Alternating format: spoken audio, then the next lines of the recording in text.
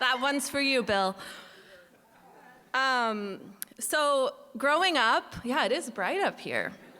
My grandpa, Marvin Levy, would ask his sons at their dinner table in St. Louis, Missouri, "What have you done today to justify your existence?" Which is not exactly light dinner table banter.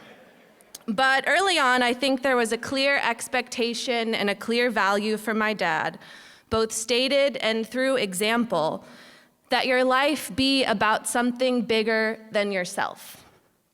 And one need not go searching far to see and feel all the ways that this was true about my dad's time at the Texas AFL-CIO. I can't speak to his whole tenure because I was 1 when he started. Sorry, Dad, I really tried to avoid commenting on how old AF you are. But while it might be hard to imagine now, it was not always a given that my dad's career would follow this path. He wasn't set on being a lawyer or even working in the labor movement. And as I've heard it, he wanted to do meaningful work, bring people together, and bend the arc of the moral universe and the world toward justice. In college, this meant organizing against apartheid in South Africa, calling on his university leadership to divest from corporations doing business there. And actually, as a side note, a lot of y'all probably don't know this story, but the first time he was supposed to meet my mom's parents, he was in jail for participating in civil disobedience. So I think it's really kind of a miracle that me and my brothers are here, that they made it, that we're even here to tell the tale. But anyway, after he graduated, this looked like attending a law school that specialized in public interest work to create a voice for people traditionally left out of the legal system. And this was in Boston. And there was actually a minute where it wasn't clear if he'd ever give up his most favorite job he ever had in his life, which was driving a school bus for the Belmont School District in Boston. I have heard this is on the short list of retirement activities.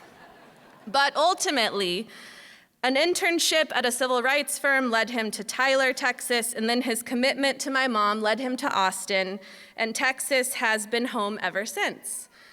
And shortly after I was born, he got a job at the AFL, and I think a lot of you probably know a lot more about what's happened here since then than I do, so I'm gonna talk more about Rick, our dad, and what it meant for me and my brothers to grow up in a union family, and all the ways that his work and his values continue to ripple through our lives. So for starters, we didn't eat grapes until well into the 90s. I thought they were a precious commodity that you only got to eat at other kids' birthday parties. My brother thought they were actively bad, like that something bad, he was younger than me, but that like something bad was gonna happen to you if you ate a grape. Some of my most salient memories include running around the Labor Day fish fry, the Austin MLK March, COPE conventions, union rallies, and just spending time at his office with people who, when I look around this room, I now consider family. On every trip to Boston, my dad made us stop by the New Balance outlet. If you know, you know. Because of course, they were union made in the USA, all loading into our first Chrysler Town and Country for the same reason. And I remember, dancing around the living room with my brothers in our pajamas to the song Bony Fingers during his stint doing a Tuesday night radio show called Talkin' Union. And you heard the lyrics, work your fingers to the bone. What do you get? Bony fingers, which we always thought was so funny. But I think as an adult looking back, I get why he picked that song and why that lyric spoke to him. A deep belief in the dignity of work and the dignity of all people. The same values that drove his career in the labor movement drive his life. My dad seeks to connect, understand, and truly see, bony fingers and all, every person who crosses his path. Sometimes as kids, this could be a little embarrassing. He definitely has the joker, class clown side, which will probably come as a shock to all of you. I think you were, 2017 Texas's funniest lobbyist? And in his attempts at connection, I have to admit that he's had a few faux pas over the years. Extended conversations at the Dairy Queen that might have resulted in a honk. Move it along. Asking entirely too personal questions of servers at restaurants. Actually being asked on one of my college tours to please stop distracting the other 17-year-olds so that they could focus on the tour. But all kidding aside, my dad raised us to know that regardless of job, race, religion, sexual orientation, immigration status, everyone matters, everyone deserves a good laugh, and everyone deserves a job where they are treated with dignity and respect.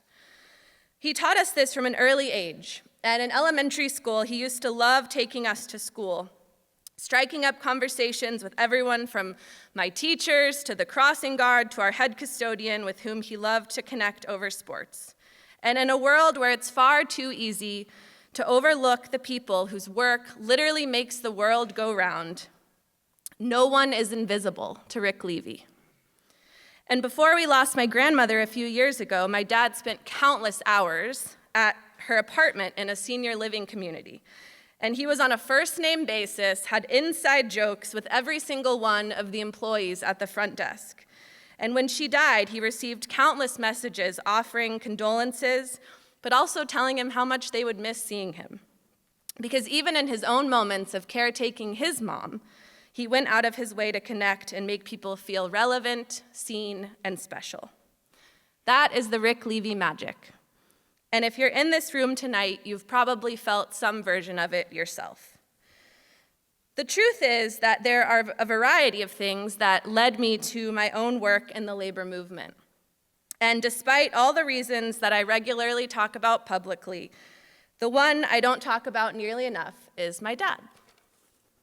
My admiration, my respect, the fact that I think you're one of the best people in the entire world, and that my own sense of what it means to lead a justified existence is impossible to untangle from your work and your life and your example. I know this work has not been without sacrifice, but in front of everyone here, we want to thank you, because despite how busy you were or whatever else was going on, you always made us feel like the top priority and that nothing was too important to stop everything to be our dad. So I know I speak for our entire family when I say how proud we are of you and just how profoundly lucky we all feel to be in your orbit. So cheers to a justified career and all that comes next.